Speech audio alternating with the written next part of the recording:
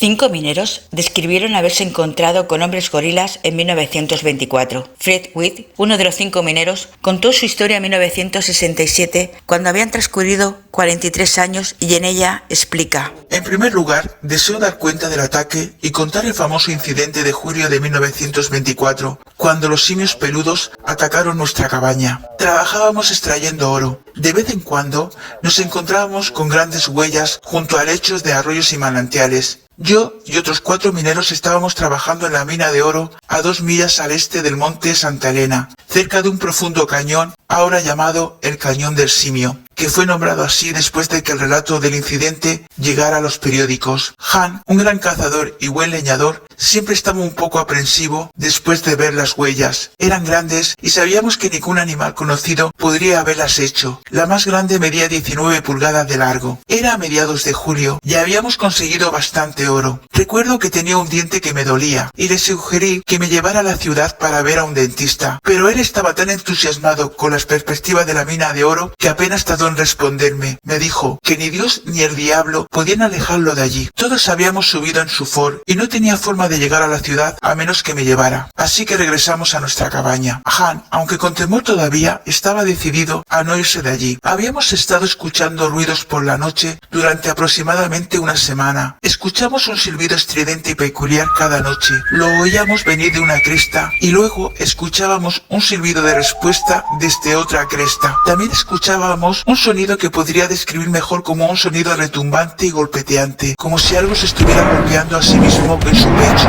Han me pidió que lo acompañara al manantial, a unos 100 metros de nuestra cabaña, para obtener un poco de agua, y sugirió que lleváramos nuestros rifles para estar más seguros. Caminábamos hacia el manantial y luego Han gritó y levantó su rifle, y en ese instante lo vi. Era una criatura peluda y estaba a unos 100 metros de distancia, al otro lado de un pequeño cañón, de pie junto a un pino. Esquivo detrás del árbol y asomó la cabeza desde el costado del árbol, y al mismo tiempo Han disparó. Pude ver la corteza salir volando del árbol de cada uno de sus 3 disparos. La criatura que juzgué que tenía unos 7 pies de altura con cabello castaño negruzco desapareció de nuestra vista por un corto espacio de tiempo, pero luego lo vimos, corriendo rápido y erguido, a unos 200 metros, y le disparé 3 veces antes de que desapareciera de la vista.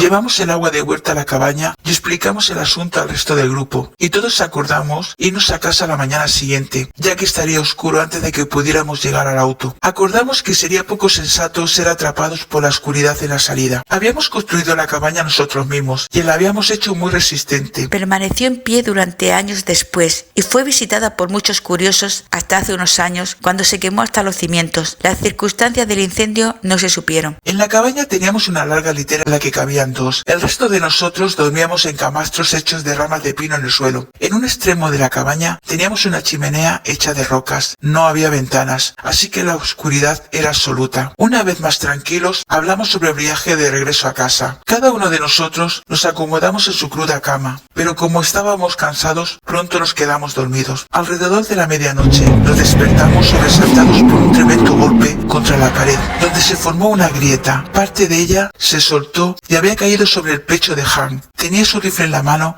y lo agitaba de un lado a otro mientras pateaba y gritaba.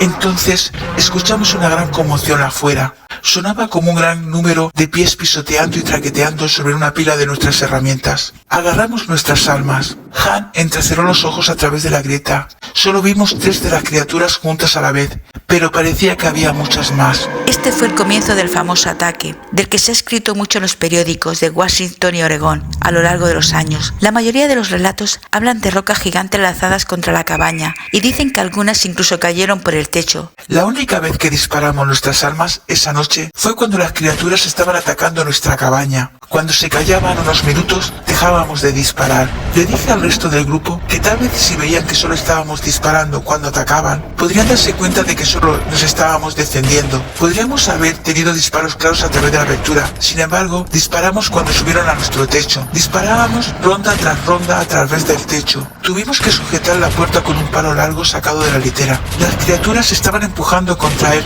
y toda la puerta vibró por el impacto. Respondimos disparando a través de la puerta. muerta. Empujaron contra las paredes de la cabaña como si trataran de moverla, pero esto era prácticamente imposible. Era un edificio robusto. Han y yo hicimos la mayor parte del rodaje. El resto del grupo se agolpó hasta el otro extremo, con las armas en las manos. Uno tenía una pistola, los otros agarraron sus rifles. Parecían aturdidos e incrédulos. El ataque continuó el resto de la noche, con solo intervalos cortos entre ellos. Una experiencia muy profunda y aterradora ocurrió cuando una de las criaturas, estando cerca de la cabaña, alcanzó un brazo a través del espacio de las grietas y agarró una de nuestras hachas. Antes de que la cosa pudiera sacar el hacha, giré rápidamente la cabeza en posición vertical de modo que se enganchó en los troncos y al mismo tiempo Han disparó. El ataque terminó justo antes de la luz del día. Tan pronto como amaneció, salimos cautelosamente de la cabaña. Entonces los vimos. Criaturas parecidas a simios, de pie, a unos 80 metros de distancia, cerca del borde del cañón. Disparé 3 veces